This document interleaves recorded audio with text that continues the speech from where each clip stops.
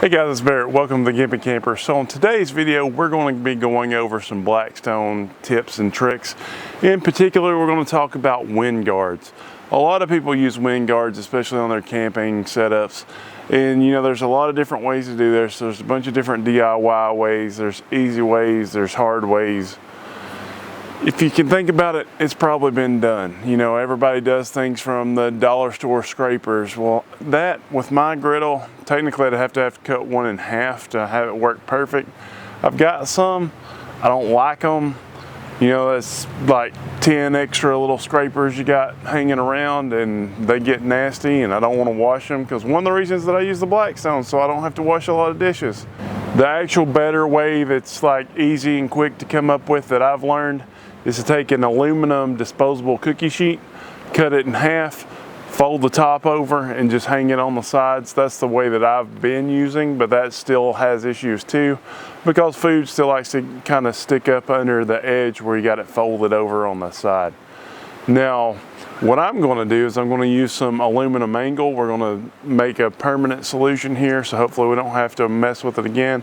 And I'm going to show you how to do that right after this.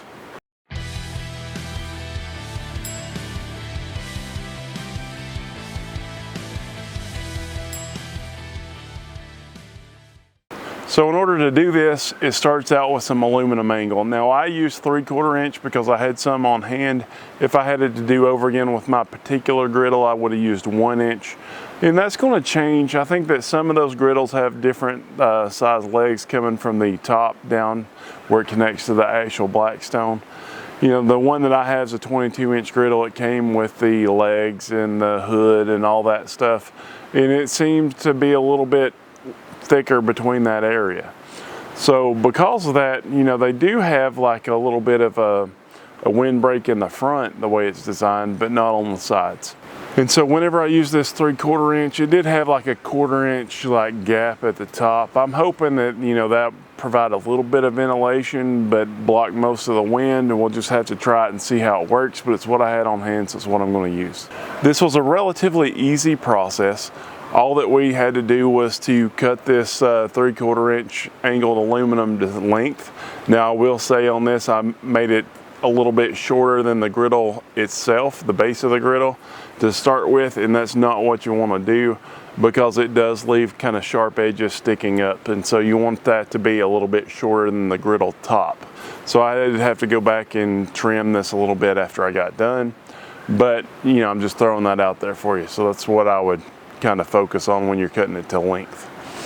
The next thing that I did, you know, you have to be able to set that griddle top down, and mine has like little keyholes where you slide it back to lock it in position, and so all that has to be accessible. So all I did was I laid that angle on top of the Blackstone. I marked where those keyholes were, and then I took my hacksaw and I cut like a line on each side there. Now in order to cut that tab out, really to do a good job, you're going to have like a rotary tool and a cutoff wheel, but I didn't have one with me. I'm here at the campsite. I decided to do this like at the very end of the day. And by the way, on this video, you're going to see like a dirty griddle top. I had like 10 minutes before the sun went down, so I could clean the griddle or I could fix it. And so I decided to fix it, and so I cleaned it afterwards. And so, you know, just hold those comments to a minimum because we did what we did to save daylight. Now, what I ended up doing to break those tabs off, I just used 2 pairs of pliers. So I put 1 pair on the tab that I was going to break off, and I got that pair all the way back into the corner as far as I could. And I used another pair to hold the other side, and then I just pulled the pliers apart and it just broke that tab right off. Most of them, if I made sure that it was like in that corner really good, most of them broke off almost completely at the corner. There was one, which was my learning curve, that broke off, you know, a little bit further away from the corner than I would have liked, but I still made it work. So after you get those tabs broke out, it's just a matter of fastening it down to the griddle. Now I did think about just like setting it in there, but I don't want to deal with that. I want it to be a permanent solution. So I did use 2 self-tapping screws, and I put those in the angle down into the base of the Blackstone. And I only put those in places that I could see the very bottom and what was underneath there and make sure it was unobstructed. There was a couple of areas up at the very front where there's like another housing there. I think that didn't have any gas lines or anything right where I was going, but I didn't put a screw there just to be on the safe side. As usual with all this home improvement stuff, you know, I'm not a professional. This is just me showing you what I did. Do this at your own risk because you are putting holes in a griddle, and you know that will obviously probably void your warranty if you have one of those as well. So as far as the finished product here, you know, I'll keep you guys updated on how it works. Like I'm saying, I'm hoping that it's a good balance between a windbreak and adding a little bit of venting there. And hopefully it's not going to allow so much wind to still get in there where I have an issue.